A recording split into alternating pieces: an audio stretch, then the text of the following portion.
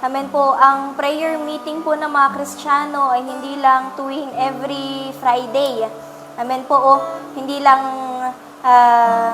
isang araw sa loob ng isang linggo, kundi dapat ang prayer meeting ng mga Kristiyano ay araw-araw. Amen po. Alam ko po, lahat po tayo ay maraming ginawa sa maghapon. Marami tayong kapaguran. Amen po. Tayo, ang iba sa atin ay galing pa sa trabaho. Marami tayong ginawa sa school, sa pag-aaral po natin. Amen po. Sa mga bahay po natin, sa kanya-kanya mga simbahan po natin.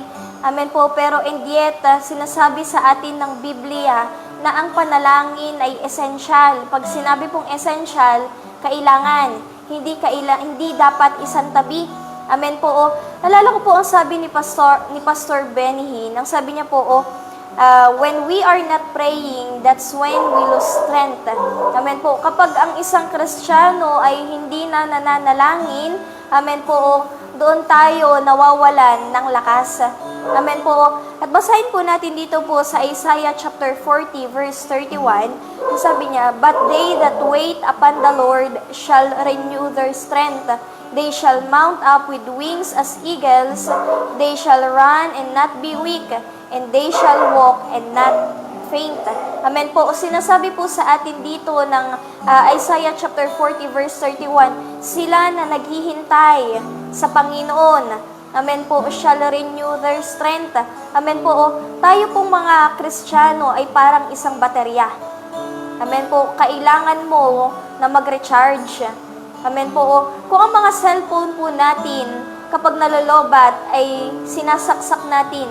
Amen po. Nandun yung china-charge agad natin bago pa tuluyang mamatay, bago pa tuluyang madrain. Amen po. Tayo mga Kristiyano ay ganon din. Dapat nandun yung pag-charge natin sa panalangin. Amen po. Nasabi po sa atin dito ng Isaiah 40:31, "They that wait." Amen po. Every time na ikaw ay magpe-pray, nandun dapat ang paghihintay mo sa Panginoon. Hindi lang yon, nandun din ang paghanap mo sa presensya ng Panginoon. Bakit? Kasi kung ganito ang attitude natin sa prayer, nandun yung 1, paghanap mo sa Panginoon. Number 2, nandun yung paghihintay mo sa presensya ng Diyos. Sa Lord, hindi ako aalis hanggat sa hindi ako nakakapagbabad sa presensya mo, hanggat sa hindi kita nakakausap, hindi kita na-encounter. Amen po. Ang sabi po dito, "They shall renew their strength." Amen po. Sa panalangin, dito po tayo kinakargahan muli ng Panginoon. Amen po. At ang sabi po dito, ang Isaiah chapter 40 verse 31, yung paghihintay, paghahanap sa Panginoon, ito ay proseso. Amen po, na kailangan natin na dinadaanan, na kailangan natin na ginagawa. Amen po. Sabi dito, yung spiritual life natin, amen po, ay dapat hindi madrain. Amen po. At kung nararamdaman natin na palubat na tayo, amen po, dapat nandun na yung paghanap natin sa presensya ng Panginoon. Amen po. Bakit? Kasi ang sabi po ni Pastor Benny Hinn, kapag dumating na sa mga Kristiyano yung hinahayaan mo na wala kang prayer life, yung prayerlessness. Amen po. Sabi doon, hindi ka lang basta magiging mahina. Amen po. Kundi magiging madali na para sa kaaway na ikaw ay atakihin. Hindi lang yon, madali kang bibigay kapag dumating yung tukso ng kasalanan. Amen. Bakit? Kasi kulang na. Amen po. Yan sabi to, persistent prayer can bring the impossible possible. Amen po. Yung continuous, pag sinabi pong persistent, yung tuloy-tuloy. Amen po. Nasabi sa atin ng Thessalonians, tuloy-tuloy na pananalangin. Amen po. Sabi to, ito ang magbibigay sa mga imposibleng sitwasyon natin. Amen po, na ito ay maging posible. Amen po.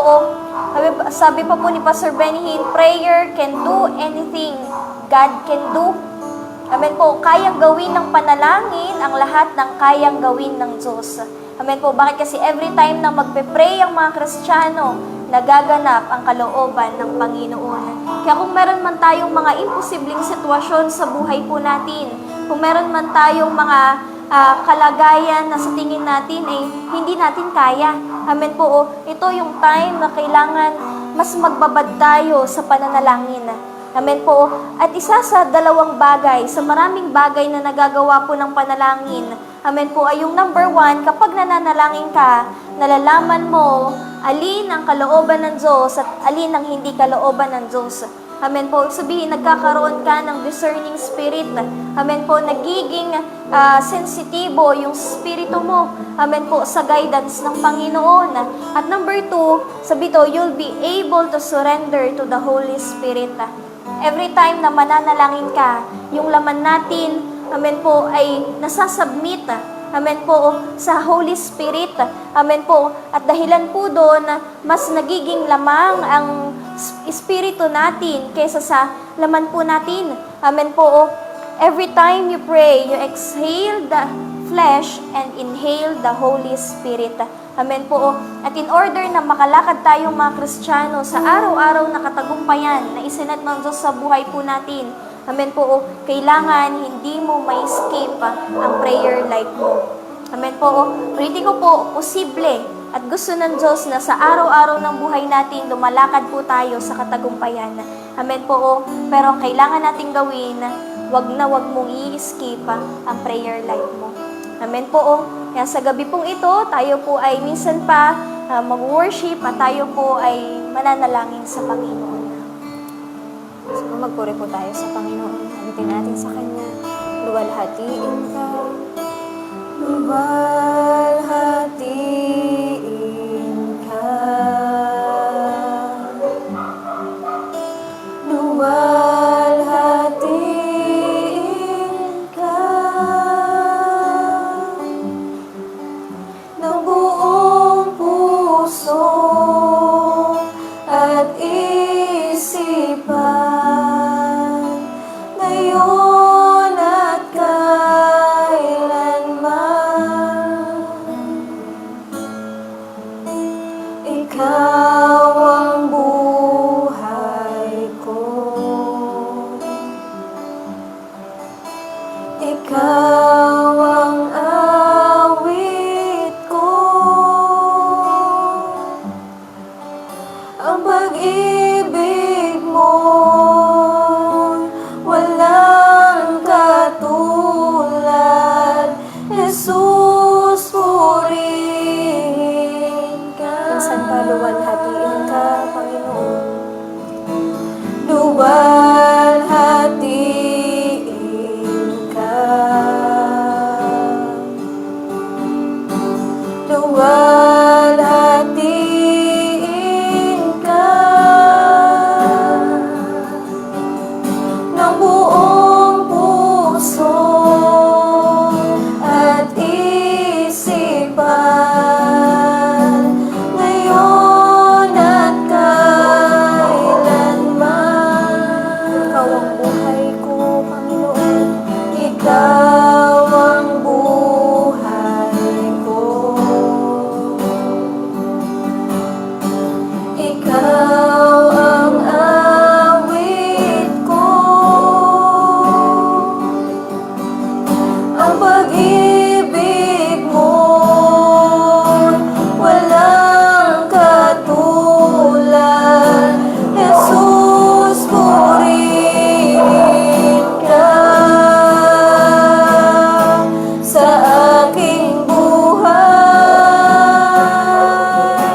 Itataas kita sa lahat ng sandali. Mapupurihan ka, kailan may di ka nagkulang. Biyaya mo'y sapat, Panginoon, minamahal kita sa aking buhay. Itataas kita sa lahat ng sandali. Papupurihan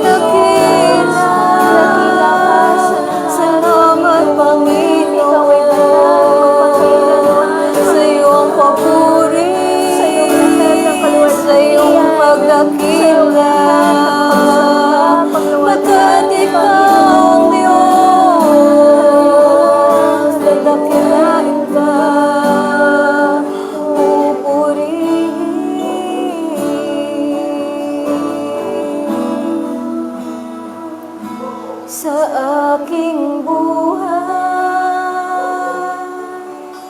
Itataas kita sa lahat ng sandali. Papupurihan ka, kailan may di ka nagkulang. Biyaya mo'y sapat, Panginoon, minamahal kita. Panginoon, minamahal kita. Panginoon, minamahal kita. Panginoon, tunay nga na minamahal ka namin. Tunay nga, O Diyos, na kailanman sa buhay namin, ika'y sapat, ika'y tapat, at kailanman hindi ka nagkulang sa amin, Yes, Panginoon. Lord, patuloy namin na tinataas ang pangalan mo, dinadakila ang kaluwalhatian Yes, mo, O Diyos. Lord, salamat sa pagkakataon na kami ay makadulog sa iyo sa panalangin, Panginoon. Yes, Lord. Kaya naman, O Diyos, dinggin mo ang panalangin ng iyong mga anak. Panginoon, patuloy na kami ay nagkakaisang lumalapit sa iyo, Panginoon, Lord. ng merong pagpapakumbabang puso. Yes, O Diyos, idinudulog namin sa iyo ang kalagayan ng bansang Pilipinas. Yes, O Diyos, ikaw ang higit na nakakaalam ng sitwasyon ng bansang ito, Panginoon. Yes, Yung mga bagay na hindi namin alam, Panginoon, ito ay nalalaman mo. Kaya naman, Panginoon, kaisa kami sa panalangin para sa aming bayan. Lord Yes, God, Lord. salamat sa kaayusan ng bansang Pilipinas, O Diyos. At Lord, maging ang mga karatig bansa nito, Panginoon, sa mga gyera na nagaganap sa Middle East at sa ibang mga bansa.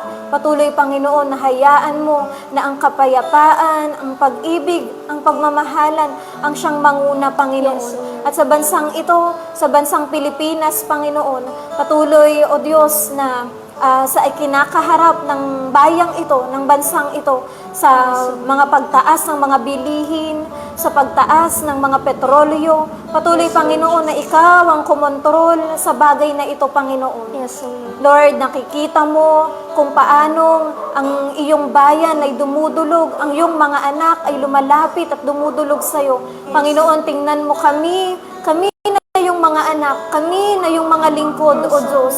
Alam namin na dahilan sa aming mga panalangin ng iyong mga lingkod, nakikita mo, Panginoon, ang bansang Pilipinas. Lord, sinabi mo sa iyong salita na if your people will humble, pray, and repent, Panginoon, pagagalingin mo ang bayang ito, pagpapalain mo ang bayang ito, Panginoon. Kaya naman sa pangalan ni Jesus, patuloy na sinusuway namin kayo na mga demonyo na sumasabotahe sa bansang Pilipinas ay winawasak namin sa pangalan ni Jesus. Kayo na mga demonyo na nagkokos ng away, ng gulo, ng anumang problema, sa pangalan ni Jesus ay winawasak namin in the mighty name of Jesus. Gayon din, nagkokos ng anumang sigalot sa bayan, maging ng mga karatig bansa nito, ay winawasak namin sa pangalan ni Jesus. Sa pangalan ni Jesus. Anumang alitan na isinusuway namin sa pangalan ni Jesus. Panginoon, patuloy na nagpapakawala kami ng pagpapala. Nagpapakawala kami, O Diyos, ng pag-ibig, ng pagkakasundo, Panginoon, sa bansang Pilipinas, sa mamamayan ng bansang ito, maging sa karatig bayan nito, Panginoon. Lord, dalangin namin ang kumpletong supply, Panginoon, ng pangangailangan ng iyong mga anak ng bansang Pilipinas, Panginoon.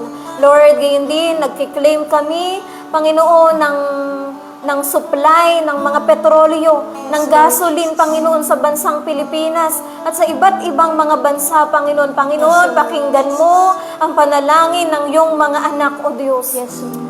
Lord, itong bayang ito, ang bansang Pilipinas, dinedeklara namin, O Diyos, na ikaw lamang ang siyang Panginoon. Yes, Lord. Kaya naman, Lord God, malaya kang makialam sa bansang Pilipinas. O Lord, gayon din naman, patuloy na pinagkakatiwala namin sa iyo ang gobyerno ng bansang ito.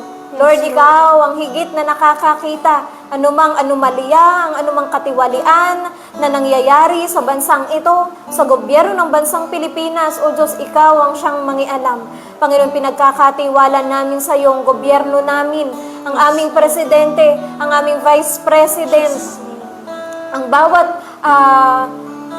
opisyal, Panginoon, ng bansang Pilipinas, mula sa pinakamataas hanggang sa pinakamababa, mula sa national government to local government, hanggang sa mga barangay officials. Panginoon, patuloy mo sila na bigyan ng wisdom, pagkaisahin, Panginoon, ng isang hangarin. At iyon, Panginoon, ay ang makapaglingkod ng tapat sa bayan, Panginoon, at higit sa lahat, ang makapaglingkod ng tapat sa iyo. Sa pangalan ni Jesus, patuloy na sinusuway namin kayo na nagkukos ng graft and corruption sa bansang Pilipinas. Sa gobyernong ito, winawasak namin sa pangalan ni Jesus. Nag-uudyok sa mga opisyal para magnakaw. Sa kaban ng bayan ay winawasak namin sa pangalan ni Jesus. Sa pangalan ni Jesus, ikaw na nagnanakaw ng katugunan ng bawat pangangailangan sa bansang ito ay winawasak namin. Inuutusan ka namin na bitawan ang gobyernong ito. Bitawan mong bansang Pilipinas. Bitawan mong gobyerno ng bansang Pilipinas sa pangalan ni Jesus. Sa pangalan ni Jesus, Panginoon, patuloy na nagpapakawala kami, Panginoon, ng kaayusan sa gobyerno namin. Lord, manguna ang tapat na paglilingkod, O Diyos. Lord, hipuin mo ang puso ng aming presidente, ang bawat opisyal ng gobyerno. Lord, maglapit ka sa kanila ng mga spiritual advisors, O Diyos, na magtuturo sa kanila ng mga dapat gawin. O Diyos, yung mga bagay, mga desisyon na nanggagaling sa iyo, O Diyos. Lord, salamat. Hayaan mong maipatupad ang mga batas na nangmumula sa iyo, O Diyos, at hindi ang mga batas na makakasira sa bansang ito, O Diyos. Lord, bigyan mo sila ng wisdom. At gayon din naman, Panginoon, ikaw ang siyang mag-alis sa posisyon ng mga tao, ng mga leader na hindi karapat-dapat. Bagkus, Panginoon, palitan mo ng mga leaders na marunong sumunod sa iyo, ng tapat na maglilingkod, hindi lang sa bayan, kundi, Panginoon, tapat na maglilingkod sa iyo. Mga tao, mga leader na marunong makinig sa tinig mo, O Diyos. Lord, salamat sa Kristiyanong leader namin, Panginoon, na marunong sumunod at marunong makinig sa iyo, O Diyos. Lord, salamat, pinagkakatiwala namin sa iyong bansang Pilipinas. Gayon din ang gobyerno ng bansang ito, O Diyos. Lord, gayon din naman, patuloy na pinagkakatiwala namin sa iyo ang aming pastor na si Pastor Boy, Panginoon. Mula ulo hanggang talampakan ay sinusuway namin. Ikaw na demonyo nagbibigay sa kanya ng anumang sakit at karamdaman ay sinusuway namin sa pangalan ni Jesus. Bitawan mo ang katawan, ang kalusugan ng aming pastor sa pangalan ni Jesus. Panginoon, nagwiwika kami ng kagalingan sa buhay ng aming pastor. Balutan mo siya, O Diyos, ng iyong banal na dugo mula ulo hanggang talampakan at itago mo siyang palagi sa iyong banal na likuran. Salamat, Panginoon, sa pagpapala sa buhay ng aming pastor, O Diyos. Pagpapala financially, pagpapala sa kagalingan, O Diyos. Pagpapala sa lahat ng aspeto ng buhay niya, Panginoon. Lord, bigyan mo pa si Pastor Boy ng sapat na kalakasan, Panginoon, upang ikaw ay kanya pang mapaglingkuran, O Diyos. Lord, gayon din naman, Panginoon, patuloy na pinagkakatiwala namin sa iyo ang mga under construction churches ng Rema Evangelistic Church International. Panginoon, dito sa bansang Pilipinas, maging ang mga under construction churches, Panginoon, sa ibang mga bansa, O Diyos. Lord, kiniklaim namin, Panginoon, na mapatayuan ng mga praying churches ang mga lugar na kalooban mo, O Diyos. Lord, gayon din, magdala ka ng mga tao, Panginoon, na makakatulong sa paghahanap sa mga lugar na ito, O Diyos. I-guide kami ng iyong banal na spirito at samahan ng iyong libo-libong mga anghel, O Diyos. Gayon din naman, salamat sa provision mo sa lahat ng pangangailangan sa church planting, Panginoon, sa mga under construction churches. Lord God, Lord, salamat sa mga tao pa na makakatulong, Panginoon, sa pagpapatayo ng mga simbahang ito, O Diyos, ng gawain mo, Panginoon. Lord, gayon din naman, patuloy na tinataas namin sa iyo ang daily Bible study dito sa Rema Fields, Panginoon. Every 4 p.m., O Diyos. Lord, i-guide mo ang aming mga pastor na naghahatid ng iyong mga mensahe sa bawat isa sa amin. Hayaan mo, Panginoon, na ang bawat tagapakinig, o Diyos, ay mapagpala ng iyong mga salita, Yes, O Lord. makonvict ng iyong mga salita, makorek ng iyong mga salita, Panginoon. O Diyos, salamat, i-guide mo sila sa bawat ituturo nila, Panginoon. Yes, O Lord. At hayaan mong ang wisdom na nagmumula sa iyo, ang kanilang ilabas sa kanilang mga labi, Panginoon. Yes, O Lord. Salamat, O Diyos, i-guide mo, Panginoon, ang mga pastor namin na nagtuturo, at salamat sa anointing na nagmumula sa iyo, Panginoon. Pinupuri ka namin, pinapasalamatan, Panginoon, sa pangalan ni Jesus. Amen. At patuloy, Panginoon, gayon din tinataas namin sa iyo, O Diyos, sa kabuuan ng Rema Evangelistic Church International, hindi ng organization, Panginoon. Lord, Ikaw ang siyang nagtayo ng gawaing ito, Panginoon. Ikaw din ang pumili ng bawat mga leaders namin ayon sa iyong salita. Panginoon, binigyan mo kami ng mga pastol na ayon at galing sa iyong puso, Panginoon. Na Lord, patuloy na bigyan mo ng wisdom, knowledge, Panginoon, ang mga pastor namin, Panginoon, simula sa aming senior pastor, ng mga district pastors, Panginoon, sa mga board of members, O Diyos, sa bawat mga decision makings na kailangan nilang gawin, Panginoon, sa gawain mong ito, O Diyos. Patuloy na Ikaw ang mag-guide sa kanila, Panginoon. At anuman na nakikita mong problema sa loob ng simbahan, hayaan mo, Panginoon, na Ikaw ang siyang magsaayos ng lahat ng ito. Makialam ka, Panginoon, dahil sa ito ay gawain mo, O Diyos. At patuloy na sinusuway namin kayo ng mga demonyo na nagpaplano, na sirain, ibagsak, ng kabuuan ng Rema. Sinusuway Sa namin pangalan kayo ni sa Jesus. pangalan ni Jesus. Ginagamit namin ang authority na binigay mo sa amin, Panginoon, Jesus. pangtapakan lahat ng gawa ng kaaway. May kayo ng mga Jezebel and Absalom spirit. Sa pangalan ni Jesus, kayo na nagkukos ng away, gulo sa loob ng simbahan, ay winawasak namin sa pangalan ni Jesus. Sa pangalan ni Jesus, kayo ng mga demonyo ng pagkakampi-kampi, pagkakabahagi, ay sinusuway namin sa pangalan ni Jesus. Pride in Jesus' name. Ay winawasak namin sa pangalan ni Jesus. Lord, patuloy, Panginoon, nabigyan mo kami ng isang spirito, Panginoon, at isang pag-ibig na nagmumula sa iyo, O Diyos. Lord, hayaan mo, Panginoon, na makita sa amin ang bunga ng banal na spirito, yung love, joy, peace, gentleness, kindness, faithfulness, and self-control, Panginoon.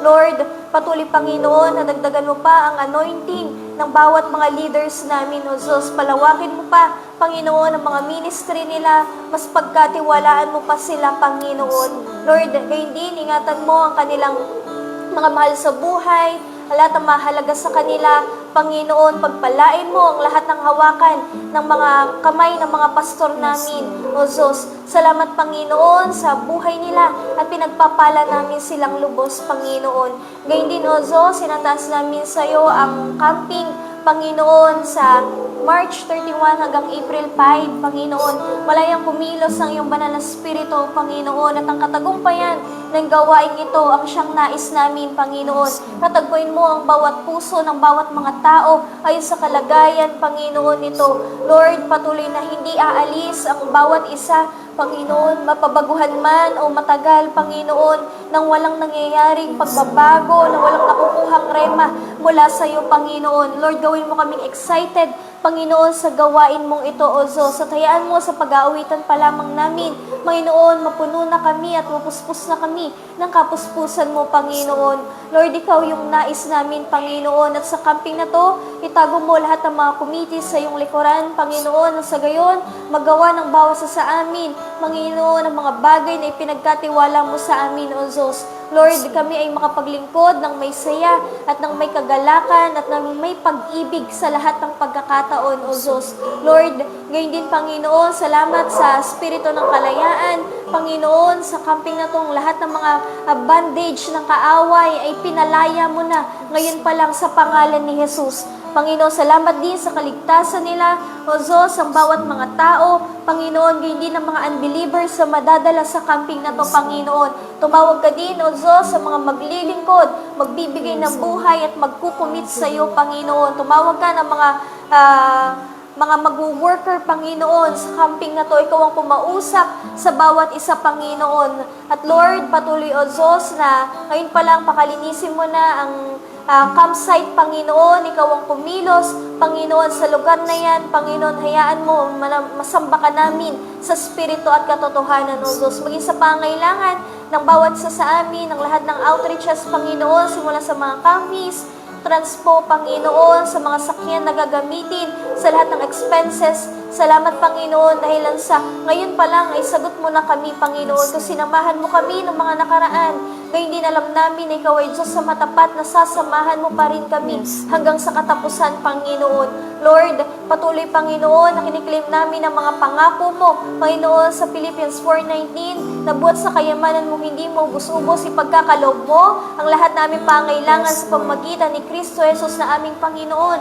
At dahil lang sa kami, mga anak din ni Abraham, O Diyos, kami ay naging tagapagmana ayon sa iyong pangako, O Diyos. Kaya sinusuway namin kayo ng mga demonyo na nagnanakaw financially sa bawat mga simbahan. Sa pangalan ni Jesus, inutusan ka namin na ibalik mo ang lahat ng ninakaw mo sa pangalan ni Jesus. At tinatawagan namin ang lahat ng klase ng pagpapala mula sa north, south, east, and west na dumating sa bawat isa sa pangalan ni Jesus. Salamat dahil sa unang araw pa lang na dumulog kami sa iyo, Panginoon, tinugon mo na ang mga panalangin namin, O Diyos. Gayun din sa buhay ng bawat mga miyembro sa kabuuan ng Rema Evangelist Church International, dalangin namin, Panginoon, ang kalaguan nila espiritual, mas lumalim ang kanilang relasyon sa iyo.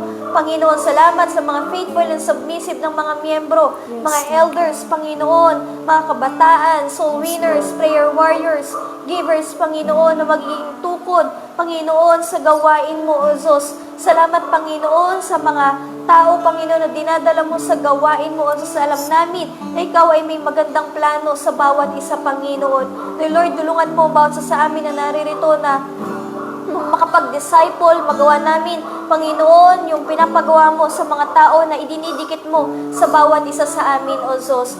Gayun din, Panginoon, sa bawat prayer request, ang bawat isa sa amin, Panginoon, yung panalangin ng puso, Panginoon, ng lahat ng mga nasa prayer meeting na ito, O Diyos, Ikaw ang siyang nakakaalam ng lahat ng ito at ayon sa iyong kalooban, Panginoon, ay sagutin mo ang mga bagay na to, Panginoon. Salamat, Lord, dahil sa alam namin ang mga panalangin namin ay naririnig mo mula dyan sa trono mo sa kalangitan. Panginoon, panatag kami, Panginoon, dahil alam namin, O Diyos, na ang Diyos na pinaglilingkuran namin ay hindi bulag at hindi bingi sa mga sitwasyon na meron kami, Panginoon. Kaya Lord, patuloy na ina-appreciate ka namin, Panginoon. Purihin ka, dakilain ka, Panginoon. Sambahin ang pangalan mo sa pangalan ni Jesus. Amen. So po, mag-worship po tayo sa Panginoon. Ang nabigay sa akin ng buhay, buhay na kasiya-siya at puno ng saysay, binigyan ng kapayapaan, tunay na kaligayahan. Ikaw ang kayamanang di mapapantayan. Buhay ko'y binigyan mo ng kaligtasan.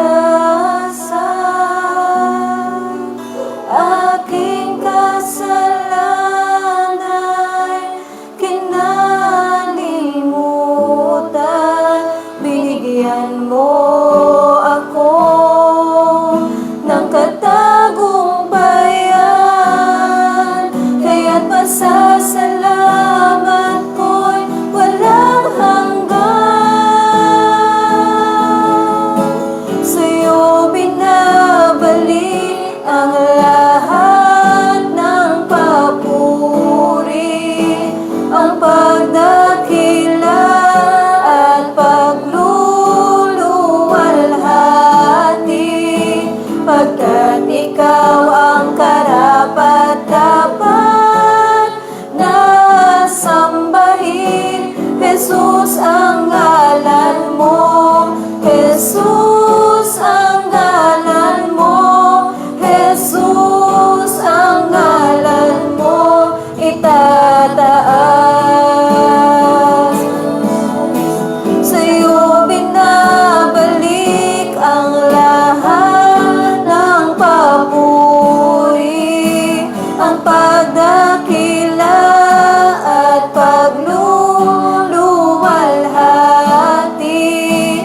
pagkat ikaw ang karapat dapat na sambahin.